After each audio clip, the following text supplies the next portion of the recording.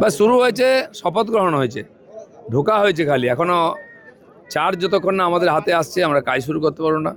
দপ্তর ভাগ হবে সব মন্ত্রীদের, আরও অনেক মন্ত্রীরা শপথ নেবেন, 2-4 দিন লাগবে সময়, তারপরে কাজ শুরু হয়ে যাবে। প্রথম কাজ কি হবে? প্রথম দ্বিতীয় বলে কিছু নেই, সব কাজই করতে হবে একসঙ্গে। একদিকে মুখ্যমন্ত্রী বলছেন যে বিরোধী দলগুলোকে তাতে বামও রয়েছে, মানে আপনি বিরোধীদের কোনো জায়গা দিয়েছেন, কোনো সম্মান দিয়েছেন, বাঁচার অধিকার দিয়েছেন?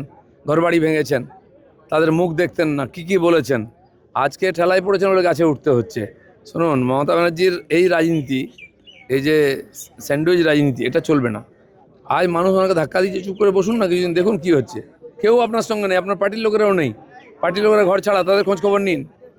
বিধানসভার বিরোধী দলনেতা হলেন শোভনদেব চট্টোপাধ্যায় এবং উপদলনেত্রী অসীমা পাত্র, মুখ্য সচেতক ফিরহাদ হাকিম। তার মানে কি আলটিমেটলি যে চেয়ারটা ছাড়তে চাইছিলেন না উনি, আলটিমেটলি তাকে ছাড়তে বাধ্য হলেন? উপায় নেই, ছাড়তে হবে, গণতন্ত্র, মানুষের রায়।